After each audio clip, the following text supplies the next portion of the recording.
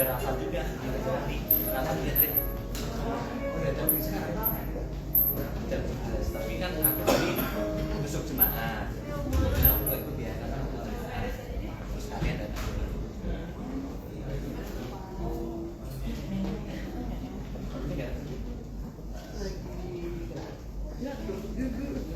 Shalom Bapak Ibu Saudara. Kita bisa sama-sama lagi untuk bisa menyembah Tuhan di Sabtu siang hari ini. Ini anugerah buat kita sama-sama. Kita melayani sama-sama. Bapak Ibu bukan hanya orang yang di depan kita melayani, tapi semua orang yang percaya mengasihi Tuhan kita melayani sama-sama. Saya rindu kita bangkit berdiri Bapak Ibu Saudara. Kita mulai dengan doa sama-sama. Thank you Lord Jesus. Kita doa sama-sama.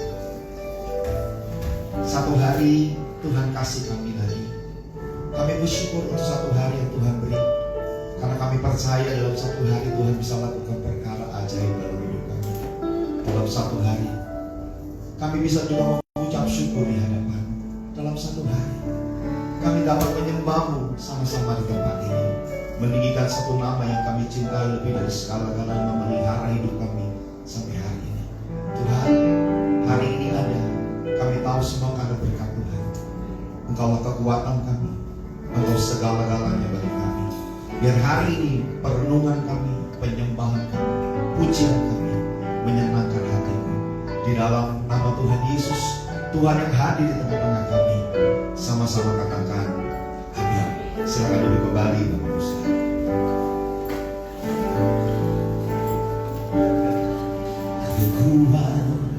Kekuatan di hidupku, ku dapat dalam Yesus. Dia tak pernah tinggalkanku, setia menopangku.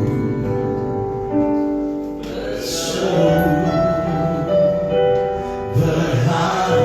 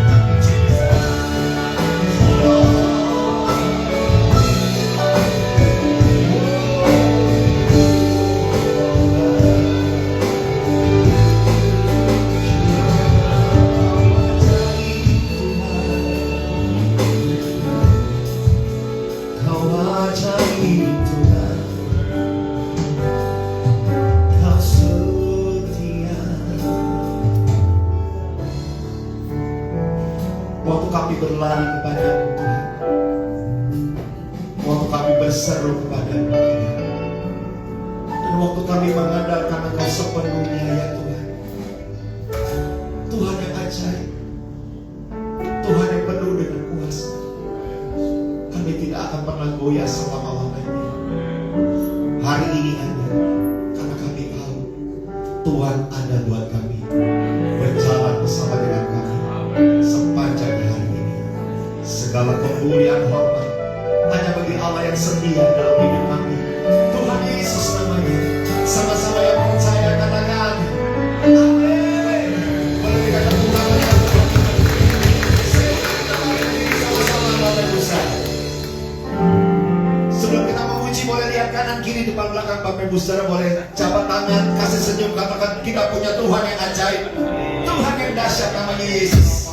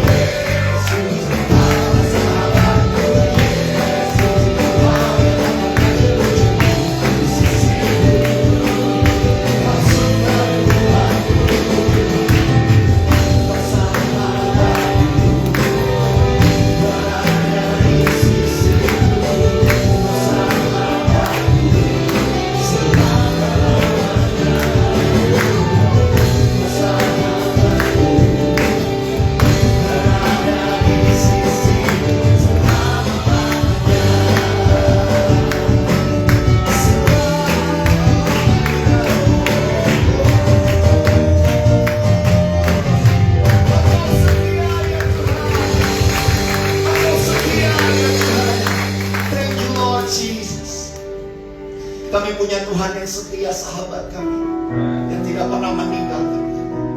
Yesus Tuhan kami. Thank you Lord for everything. Terima kasih Tuhan hari ini. Engkau dahsyat dan ajaib bagi kami. Kemuliaan, kehormatan hanya bagi nama. Dalam nama Tuhan Yesus, sama-sama katakan amin. Silakan duduk kembali Bapak Ibu.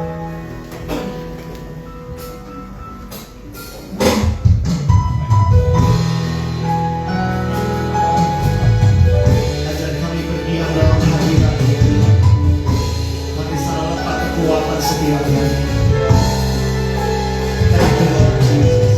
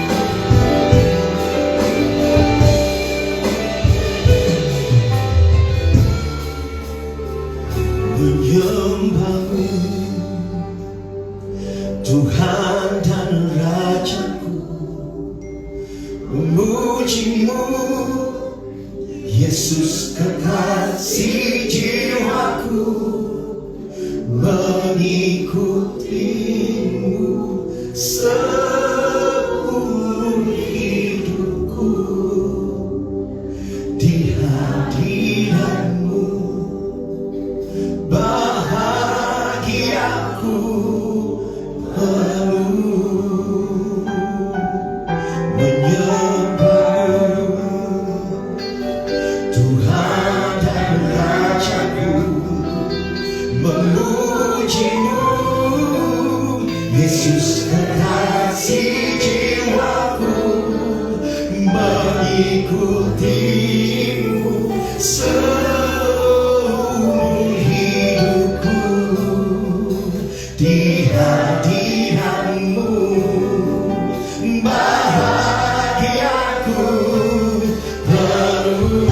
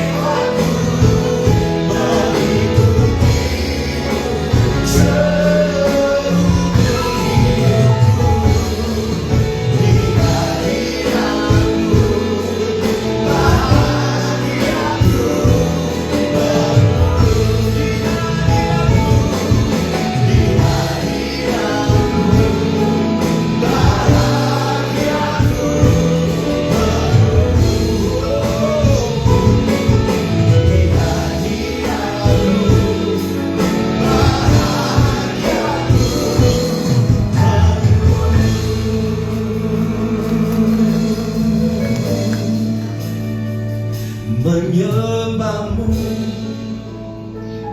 Tuhan dan Rajaku, memujimu Yesus kekasih jiwaku, mengikutimu seumur hidupku.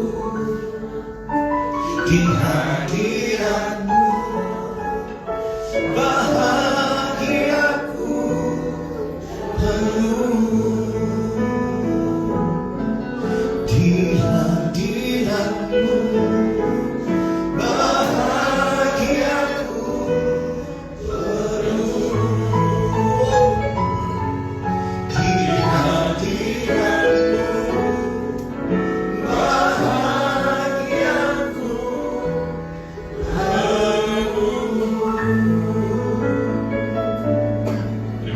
buat segala yang baik yang tetap Engkau berikan bagi kami sampai pagi hari. Kami bersyukur Kau membawa kami untuk kami ada di tempat ini memuji, memuliakan nama-Mu. Berterima kasih buat segala yang baik yang Tuhan sudah kerjakan dalam hidup kami. Dan sekarang adalah waktu kami siapkan kembali hati, pikiran, konsentrasi dan fokus kami kepada kebenaran firman-Mu. Berbicara kepada kami Tuhan lewat firman-Mu, sebab kami perlu firman-Mu setiap waktu dalam hidup kami. Dan Kau memakai hamba-Mu siang hari ini Tuhan, untuk tetap bisa menjadi saluran berkat bagi umat-Mu, sehingga lewat firman-Mu semua kami diberkati. Dalam nama Yesus kami sambut kebenaran firman-Mu. Haleluya, amin. Kita berikan tepuk tangan yuk. Haleluya. Silakan duduk Bapak Ibu Saudara. Shalom. Apa kabarnya hari ini? Ada yang biasa, ada yang luar biasa. Apa kabarnya hari ini? Luar biasa. Tuhan. Saya percaya yang luar biasa itu dikerjakan karena kita punya Tuhan yang luar biasa. Amin. Terima kasih kepada setiap guru sepeda di tempat ini yang terus mempercayakan saya menyampaikan firman Tuhan di tempat ini. Tuhan Yesus memberkati. Yuk kita akan lihat kebenaran firman Tuhan.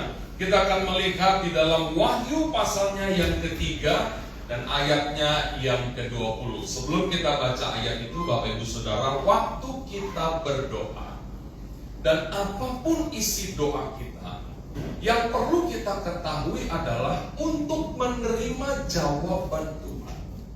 Itu yang dipakai adalah waktunya Tuhan dan bukan waktunya kita. Karena yang dipakai adalah waktunya Tuhan, maka kita nggak bisa intervensi Tuhan. Yang bisa kita lakukan hanya sabar menunggu jawaban Tuhan. Tetapi di dalam Wahyu pasal 3 ayat ke-20, Tuhan akan melakukan sesuatu yang besar dalam hidup kita dengan segera. Setelah Tuhan melihat kita melakukan apa yang menjadi bagian kita. Jadi artinya secepat kita melakukan bagian yang ada dalam hidup kita, maka secepat itu juga Tuhan akan melakukan bagiannya Tuhan dalam hidup kita. Jadi yang ditunggu bukan waktunya Tuhan. Yang ditunggu adalah kapan saudara dan saya mau melakukan bagian kita.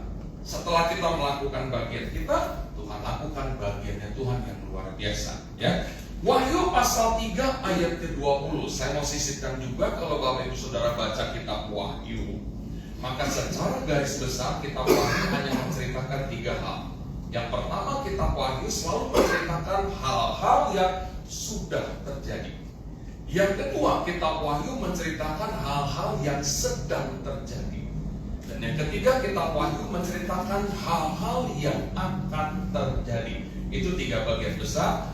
Kalau kita baca kitab Wahyu, Wahyu 3 ayat 20, firman Tuhan berkata demikian, lihat, aku berdiri di muka pintu dan mengetok.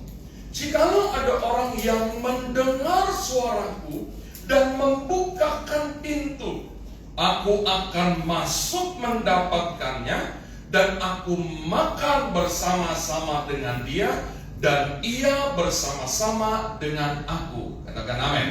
Kata lihat, aku berdiri buka pintu dan mengetuk sedang memberitahu kepada kita bahwa kita punya Tuhan yang hidup. Kita punya Tuhan yang bergerak, kita punya Tuhan yang masih bekerja sampai hari ini. Dan apa yang menjadi bagian kita? Ada 2 di ayat ini. Yang pertama, jikalau ada orang yang mendengar suaraku. Ini bagian pertama yang harus ada dalam hidup kita. Saudara dan saya harus bisa mendengar suara Tuhan. Dan saya mau katakan kita sudah bisa mendengar suara Tuhan. Jadi bagian pertama yang menjadi bagian kita sudah bisa kita lakukan dalam hidup kita. Mungkin saudara bingung, kok Pak Yofi ngomong begitu? Terus saudara mungkin bertanya dalam hati, emang suara Tuhan itu kayak apa sih? Mungkin kalau ada kesempatan saudara akan tanya, Pak Yofi, suara Tuhan itu kayak apa sih Pak? Lembut, keras, menggelegar, atau gimana? Kok saya nggak pernah bisa dengar suara Tuhan ya Pak? Yang saya pernah dengar, hamba-hamba Tuhan suka bilang, Tuhan bicara sama saya, Roh Kudus bicara sama saya. Mungkin saudara berkata, apa Tuhan dan Roh Kudus cuma bicara kepada hamba-hamba Tuhan? Kok saya nggak bisa dengar suara Tuhan? Kayak apa sih Pak Yofi? Kalau saudara bertanya begitu kepada saya, sampai kapanpun saya nggak akan pernah bisa jawab suara Tuhan itu kayak apa. Semuanya tergantung dari hubungan pribadimu dengan Tuhan. Kalau pagi, siang, sore, malam, tengah malam engkau ketemu Tuhan dalam doamu, dalam pujian, dalam penyembahanmu, maka selembut apapun Tuhan berbicara dalam hidupmu, engkau bisa tahu itu suara Tuhan. Bapak Ibu Saudara, Tuhan bisa berbicara kepada kita lewat firman yang sedang disampaikan. Tuhan bisa berbicara kepada kita saat puji-pujian dinaikkan. Tuhan bisa berbicara kepada kita lewat orang-orang di sekitar kita yang dipakai oleh Tuhan untuk mengingatkan, menasehati, menegur kita. Bahkan Tuhan bisa memakai segala peristiwa yang sedang terjadi dalam hidup kita untuk memberitahu sesuatu kepada kita. Entah lewat keberhasilan, entah lewat kegagalan, entah lewat kekecewaan. Dia bisa berbicara kepada kita. Asalkan kita punya hubungan yang dekat dengan Tuhan, maka apapun yang dia lakukan untuk berbicara kepada kita bisa tahu. Contoh, kalau saya mau bikin dosa, saya mau ambil barang orang sesuatu, nggak ada yang lihat, nggak ada orang. Terus saya mau ambil di barang. Waktu saya mau ambil, di hati saya, di pikiran saya, entah di tubuh saya bagian mana, ada suara, ada perasaan yang bilang begini, jangan, dosa. Bagi saya Pak Bu, Itu suara Tuhan yang sedang memberitahu kepada saya bahwa apa yang akan saya lakukan sesuatu yang salah. Atau saya sudah terlanjur bikin dosa. Saya sudah bikin dosa. Di hati saya, di pikiran saya, entah di tubuh saya bagian mana, ada suara, ada perasaan yang bilang, dosa, minta ampun, ayo berubah. Ada ketakutan, ada kegelisahan ketika saya sudah melakukan sesuatu yang salah. Bagi saya, Pak Bu, itu suara Tuhan yang sedang memberitahu kepada kita bahwa apa yang sudah kita lakukan salah. Jadi bagian pertama untuk mendengar suara Tuhan, saya percaya kita sudah bisa mendengar suara Tuhan. Contoh hari Minggu, waktunya kita ke gereja, betul? Tapi hari Sabtunya kita nonton bola. Waktu mau bangun, waktunya ke gereja, kita ngantuk. Aduh, ngantuk banget nih. Terus kita punya pikiran begini, gak usah gereja ya, minggu depan aja. Capek nih, masih ngantuk. Tapi di hati saudara, di pikiran saudara, entah di tubuh saudara bagian mana, ada yang bilang ini, gereja tuh, masa hari Minggu nggak gereja. Nah bagi saya itu suara Tuhan yang sedang memberitahu untuk saudara berangkat ke gereja. Jadi suara-suara seperti ini Bapak Ibu Saudara sudah bisa kita dengar dalam hidup kita. Jadi bagian pertama sudah bisa kita lakukan. Bagian kedua nih, yang menjadi bagian kita yang sering kali belum ada dalam hidup kita. Bagian kedua apa? Lihat aku berdiri di muka pintu dan mengetuk jikalau ada orang yang mendengar suaraku, itu yang pertama. Yang kedua, dan membukakan pintu. Nah kata membukakan pintu di sini artinya melakukan suara yang sudah kita dengar itu. Di mana suara itu menyuruh kita untuk jangan berbuat dosa, kita tidak berbuat dosa. Di saat kita sudah berbuat dosa, kita disuruh bertobat, kita disuruh minta ampun, dan kita berdoa, bertobat, minta ampun. Ketika suara itu kita dengar untuk kita pergi ke gereja, kita tetap pergi ke gereja. Itu artinya kita sudah membuka pintu hati di hidup kita untuk melakukan apapun suara Tuhan yang Tuhan sudah perdengarkan kepada kita. Nah jujur di bagian kedua ini seringkali yang belum ada dalam hidup kita. Kita banyak mendengar suara Tuhan, kita banyak menerima nasihat, teguran, saudara lewat firman Tuhan, tapi sampai hari ini kita nggak berubah-berubah. Sampai hari ini kita mengeraskan hati kita, udah dengar supaya berubah, udah dengar supaya berhenti bikin dosa, udah dengar supaya jangan bohong terus itu. Tapi sampai hari ini tetap kita lakukan sesuatu yang salah dalam hidup kita. Banyak di antara kita yang tidak pernah mau membuka pintu hati dalam hidupnya dengan melakukan firman Tuhan dalam hidup kita. Selama kita tidak membuka pintu dalam hidup kita dengan melakukan suara yang Tuhan sudah perdengarkan kepada kita, maka kerugian besar yang akan terjadi dalam hidup kita. Karena apa? Karena Tuhan tidak bisa melakukan sesuatu yang besar dalam hidup kita sebelum pintu di hati kita ini terbuka. Haleluya, saudara. Coba kita cek dan dicek di sebentar. Tiap kali kita dengar firman Tuhan, berapa persen kita melakukannya setelah kita pulang dari mendengarkan firman Tuhan? Setelah kita pulang ibadah, setelah kita pulang dari gereja, berapa persen firman yang udah kita dengar kita lakukan dalam hidup kita? Mungkin 80% puji Tuhan, haleluya. Tapi bertahannya berapa hari? Jangan-jangan cuma sampai hari Senin aja, jangan-jangan cuma sampai hari Selasa aja, jangan-jangan cuma sampai hari Kamis saja, dan lewat hari Kamis kita melakukan hal yang sama lagi dengan tidak lagi melakukan firman yang sudah kita dengar dalam hidup kita. Jujur seringkali ini ada dalam hidup kita, dan Tuhan tidak akan pernah bisa melakukan bagiannya Tuhan selama kita belum membuka pintu dalam hidup kita dengan melakukan firman Tuhan. Tuhan menunggu dua bagian yang menjadi bagian hidup kita untuk kita kerjakan dalam diri kita. Setelah ini kita lakukan, Tuhan akan melakukan 3 hal besar dalam hidup kita. Apa yang akan Tuhan kerjakan dalam hidup kita? Kita lihat, saudara. Jika ada orang yang mendengar suaramu dan membukakan pintu, lihat. Setelah kita buka pintu hati dalam hidup kita dengan melakukan firman Tuhan, apa yang Tuhan lakukan? Yang pertama, aku akan masuk mendapatkannya. Oh Bapak Ibu Saudara, Tuhan yang menemui kita. Setiap pribadi yang ketemu Tuhan pasti berubah. Setiap situasi dan kondisi, apapun situasi dan kondisinya di mana Tuhan hadir, pasti berubah menjadi situasi dan kondisi yang luar biasa baik. Aku akan masuk mendapatkan. Ini hal pertama yang akan Tuhan lakukan setelah kita melakukan dua bagian kita. Saudara, ada ayat firman Tuhan di dalam Yesaya 55 ayat 6. Yesaya 55 ayat 6 di sana dikatakan, carilah Tuhan selama Ia berkenan ditemui, berserulah kepadanya selama Ia dekat. Kita disuruh cari Tuhan. Tapi di dalam Wahyu 3 ayat 20, setelah kita melakukan dua bagian kita nggak perlu cari Tuhan, tapi Tuhan yang menemui kita. Ada banyak Tuhan melakukan sesuatu tanpa pernah kita minta tolong sama Tuhan. Ingat Lukas pasal 5, ketika nelayan sedang membasuh jalan mereka, membuktikan bahwa nelayan itu nggak dapat apa-apa, nggak ada hasil. Lihat inisiatif untuk menolong dalam Lukas pasal 5 dilakukan oleh siapa? Yesus. Ketika Yesus melihat nelayan itu sedang membasuh jalannya, Yesus tahu mereka lagi gak dapat ikan.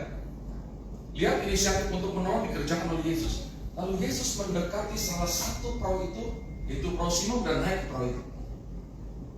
Yesus yang melakukan itu. Simon tidak melihat Yesus. Yesus, guru Tuhan, sini dong, tolong ini, gak ada hasil, gak dapat ikan, sini dong bantuin. Hah? Lukas pasal 5 tidak mencatat itu, tapi inisiatif untuk menolong dikerjakan. Ini sudah, kita nggak perlu cari Tuhan yang masuk dalam hidup kita, dalam keluarga kita, dalam bisnis kita, dalam pelayanan kita. Pasti terjadi sesuatu yang luar biasa. Saulus ketemu Tuhan, berubah langsung jadi Paulus. Dari seorang pengejar, penganiaya orang Kristen, dia ketemu Tuhan. Kalaupun dia berubah, dia diam aja deh. Sudah gak usah kejar-kejar lagi, sudah gak usah aniaya orang Kristen. Udahlah, aku udah ketemu Tuhan. Dia diam, itu juga udah perubahan. Tapi perubahan orang yang ketemu Tuhan pasti radikal. Dia nggak diam. Dari pengejar, penganiaya, mungkin pembunuh orang Kristen, jadi pemberita Injil, membuat banyak orang menjadi orang Kristen. Berubah total. Yesus lagi jalan, tiba-tiba dia lihat ke atas, ada Sakyus di atas pohon. Sakyus ini turun. Aku mau menumpang di rumahmu, ketemu secara pribadi. Dan setelah ketemu, berubah nggak Sakyus? Berubah. Sebagian dari apa yang aku punya, aku akan berikan kepada orang miskin. Dan sekiranya ada orang yang kuperas, akan kukembalikan berapa kali lipat? Berapa kali lipat? Yang bilang 4 angkat tangan. Yang bilang 2 kali lipat angkat tangan. Yang bilang 10 kali lipat angkat tangan. Yang nggak tahu angkat tangan. Yang sekolah minggu nggak dapat sertifikat angkat tangan. Berapa kali lipat? 4 kali lipat. Sekiranya ada orang yang kuperas, udah pastilah dia mau memuncukkan, dia suka memeras banyak orang. Tapi ketika dia ketemu Yesus, berubah total. Dia tidak lagi peduli dengan hartanya. Harta bukan jadi nomor 1. Karena dia ketemu pribadi yang luar biasa. Amin. Satu waktu Yesus berjalan dengan murid-murid, mau masuk ke dalam salah satu kota. Di pintu gerbang kota itu, Yesus bertemu dengan satu rombongan ibu janda yang punya anak laki cuma satu-satunya. Dan anak laki satu-satunya itu sudah meninggal. Jadi ibu janda ini bersama dengan tetangga-tetangganya mau keluar dari kota itu untuk menguburkan anaknya. Karena dulu ada peraturan, orang meninggal tidak boleh dikubur di dalam tembok kota, harus dikubur di luar tembok kota. Yesus mau masuk ke kota itu, rombongan ini mau keluar, ketemunya di pintu gerbang. Ketika Yesus melihat rombongan ibu janda ini, tergeraklah hatinya oleh belas kasihan. Yesus mendekati, lalu menjamah anak laki-laki dari janda ini, bangun. Rombongan yang berduka cita, rombongan yang ada dalam kesusahan, gak tahu Yesus, berubah menjadi rombongan yang bersuka cita. Maka pastikan dalam hidup saudara dan saya untuk selalu ketemu dengan Tuhan. Pasti ada hal-hal yang luar biasa yang akan terjadi dalam hidup kita. Maka kalau tetap kita nggak buka pintu hati hidup kita, rugi besar. Karena Tuhan tidak akan mengubahkan segala sesuatu dalam hidup kita. Baru satu hal saja sudah luar biasa yang Tuhan kerjakan dalam hidup kita. Amin. Tapi Tuhan nggak melakukan satu, Tuhan melakukan 3. Yang kedua, apa yang akan Tuhan lakukan dalam hidup kita? Aku akan masuk mendapatkannya dan aku makan bersama-sama dengan dia. Yang kedua, Tuhan akan makan bersama-sama dengan kita. Sekarang saya mau tanya sama Bapak Ibu Saudara, Yang nyiapin makanannya siapa? Aku akan masuk mendapatkannya. Aku akan makan bersama-sama dengan dia. Yang nyiapin makanannya siapa? Yang bilang yang punya rumah angkat tangan. Yang bilang Tuhan yang menyiapkannya angkat tangan. Ada yang angkat tangan. Yang bilang angkat tangan. Ayo, yang nyiapin makanannya siapa? Bagi saya bisa salah. Bagi saya yang menyiapkan makanannya adalah Tuhan. Alasannya apa? Karena Tuhan di Wahyu 3:20 bukan pribadi yang sedang ditunggu, bukan pribadi yang sedang diundang. Bukan. Lihat, aku berdiri di muka pintu dan mengetuk. Kalau ada orang yang mendengar suaraku dan buka pintu, baru dia masuk. Kalau dia berdiri depan pintu, ketok. Orang dengar nih, tapi orang nggak buka pintu, dia pindah ke pintu yang lain. Kayak saudara deh, ada orang ketok-ketok pagar. Ya, apa sih? Gak ada yang lagi diundang, gak ada yang lagi ditunggu, gak ada yang lagi disuruh datang, gak janjian. Apa sih? Udah nggak usah dibuka ya. Paling tukang minta-minta. Biasanya begitu. Karena gak ditunggu, gak diundang. Kecuali orang itu ketok-ketok sambil teriak, paket. Nah pasti saudara buka pintu. Karena saudara pesan paket dari Tokopedia atau Shopee gitu, pasti saudara akan keluar gitu. Jadi bagi saya yang saya terima Yesus. Pak, emang Yesus bawa rantang Pak kesana kemari Pak? Oh, jangan kecilkan Tuhan kita yang luar biasa. Dia bisa melakukan sesuatu yang luar biasa, dari tidak ada bisa menjadi ada. Amin, saudara. Dengan 7 roti dan ikan-ikan, Yesus kasih makan 4.000 orang dan sisanya 7 bakul. Amin. Amin. Sekali lagi, dengan 7 roti dan ikan-ikan, Yesus kasih makan 4.000 orang dan sisanya 7 bakul. Amin.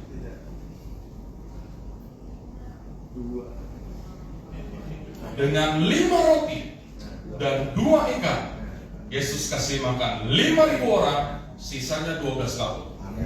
Sekali lagi, dengan 7 roti dan ikan-ikan, Yesus kasih makan 4.000 orang dan sisanya 7 bakul. Amin. Saudara nggak pernah tahu Yesus melakukan mukjizat kasih makan 4.000 orang dengan 7 roti dan ikan-ikan? Hah? Saya marah nih, saudara. Saudara nggak pernah dengar mukjizat itu? Hah? Nggak pernah dengar? Baru dengar. Di dalam Matius nanti saudara bisa lihat itu. Dengan 7 roti dan ikan-ikan, Yesus kasih makan 4.000 orang, sisanya 7 bakul. Dengan 5 roti dan 2 ikan, Yesus kasih makan 5.000 orang, sisanya 12 bakul. Apa yang saudara tangkap dari perkataan saya? Bagi dia tidak ada perkara mustahil. Lihat, rotinya makin sedikit, dari 7 jadi 5.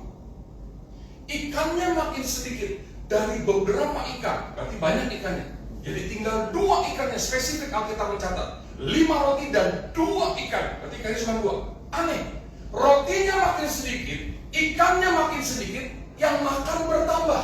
Dengan 7 roti yang makan 4.000, dengan 5 roti yang makan 5.000. Dengan 7 roti sisanya cuma 7 bakul. Dengan 5 roti sisanya 12 bakul. Gak masuk di otak kita. Jadi bagi saya yang menyiapkan makanannya adalah Tuhan. Di Wahyu 3 ayat 20. Ada ayatnya saudara, kita lihat.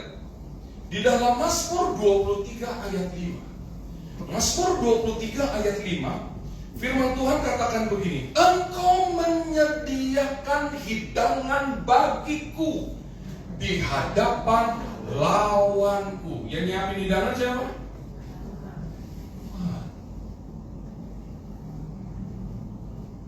Hebat ya Tuhan. Beda kalau saudara mengundang. Saya datang ke tempat ini karena diundang. Saudara juga yang dari luar karena diundang. Ada ibadah di Sabtu, ada ini. Saudara diundang gitu, diberitahu, diinformasikan. Maka saudara datang. Maka sebentar waktu kita pulang, pasti ada nasi kotak. Karena sudah lihat itu di belakang itu dan nasi kotak. Makanannya udah apa? Disiapin. Kenapa? Karena saudara diundang. Ada yang diundang datang ke tempat ini, maka makanannya disiapin. Oke, kalau di dalam Wahyu 3 ayat 20 kata makan itu bukan secara hurufiah, tapi kata makan bicara tentang sesuatu yang saudara dan saya butuhkan selama kita hidup. Karena untuk kita bisa hidup kita perlu makan, tapi bukan hidup untuk makan. Untuk kita bisa hidup kita perlu makan, sarapan, makan siang, makan malam. Oke, kata makan ini tidak bicara secara hurufiah, tapi kata makan bicara tentang sesuatu yang kita butuhkan selama kita hidup. Dan Tuhan akan menyediakan segala sesuatu yang kita perlukan dalam hidup kita. Amin, Bapak Ibu Saudara. Saya 32 tahun jadi hamba Tuhan. Hamba Tuhan ini benar-benar hidup dari kemurahan Tuhan.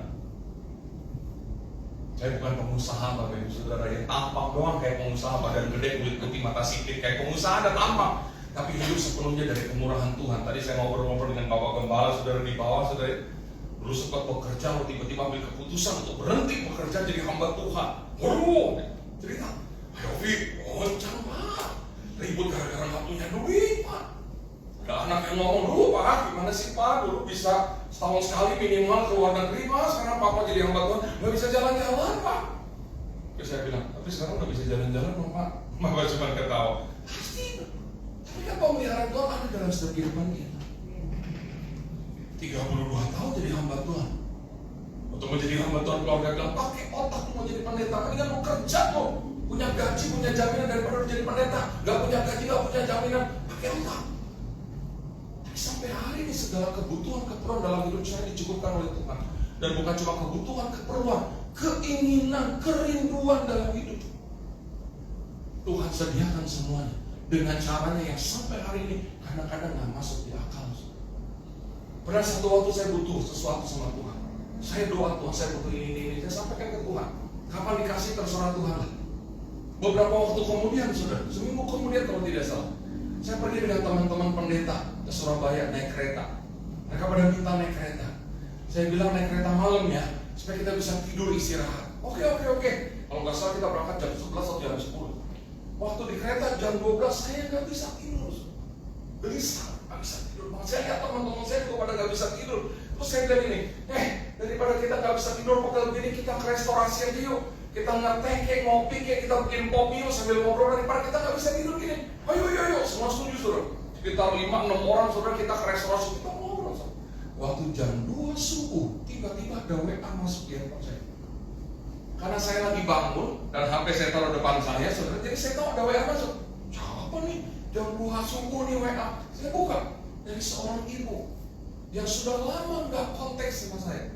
Ibu ini pernah ikut rombongan saya waktu kami berangkat ke Israel. Lama gitu saudara.